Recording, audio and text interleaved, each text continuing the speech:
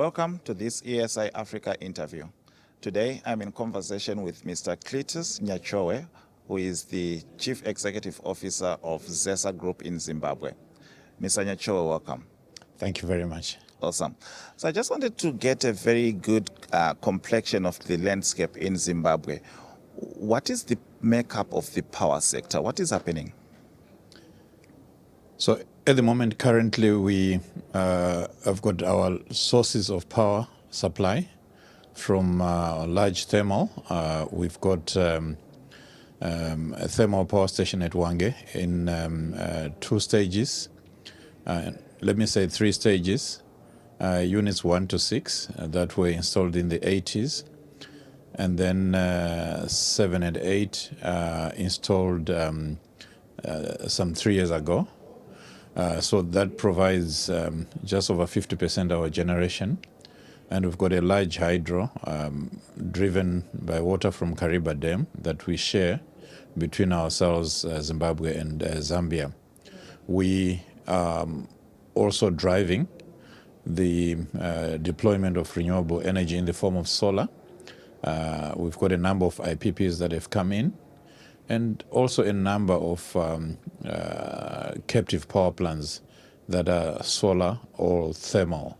Yeah. So that makes our power mix at the moment. That's interesting. But just give me a sense of the total generation capacity in Zimbabwe at the moment. What are we talking about? Okay, our available capacity, we've got installed capacity, which we cannot achieve because some of the machines are old, but our available capacity can go up to 1,800 megawatts. But also depending on the water that is available in Kariba Dam. We share this water with Zambia, and on a yearly basis, we are allocated an amount of water to use by the Zambezi River Authority. So even if we've got the machines available at Kariba, we may not be able to deploy all of them at any given time. Okay, so available capacity versus demand, what is the deficit? At the moment, we are balancing. I think we've gone for quite a number of days now without load shedding. We've been able to match the demand to the available capacity, supplemented, of course, by a bit of trading from the day-ahead market on the Southern African power pool. So we are able to balance our demand, but it's not something that we can celebrate. The economy is growing, and we see the gap opening up, and we can only cover that gap through investments in more power generation. So we need investments in power generation. We need to reinforce our transmission system, distribution systems, and we also need to address access to the people. Yes. No, that's very good. So that leads into my next question, because I just wanted to understand some of the progress that you are making. We sort of have a general idea of challenges in the power sector across Africa. But in Zimbabwe specifically, what has been some inroads, some positive stories that has been happening in the sector? So I think I'll start from the policy perspective, where we are being supported as a utility by very positive and consistent policy from the government.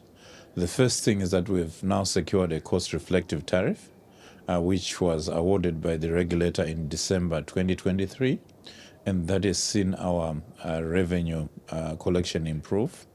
We are also deploying smart meters on the larger customers, and we are 100% deployed on prepaid meters for the smaller customers. And this again is improving our revenue collection.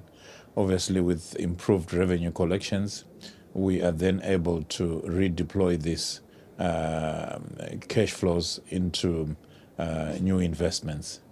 That's quite fascinating. I'm hearing a lot of positive stories coming out of Zimbabwe, in the power sector specifically. So maybe one final question. We have been here attending the Utility CEO Forum.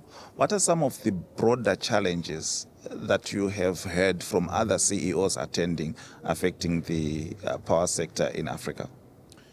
The challenges that we share with other utilities, one, I think, is the need to expand our generation infrastructure, transmission, and access This seems to be common amongst the utilities that are here.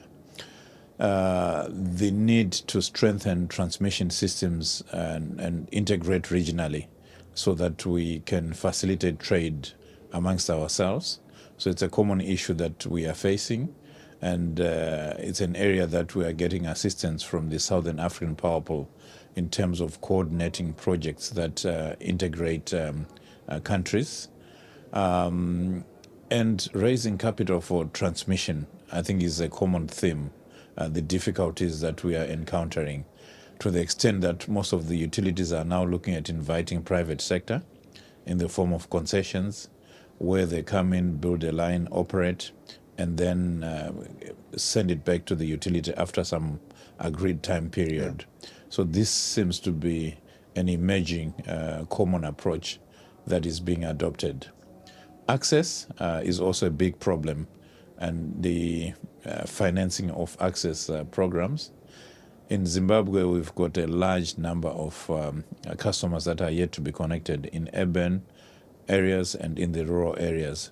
And this is where we're looking at working with the private sector, particularly in the urban areas, in terms of deploying access to the people. Yeah. So what is the percentage of access at the moment? We are at 52%, 62% at the moment. Okay, and targets for 100%? We are looking at 2030 for 100%.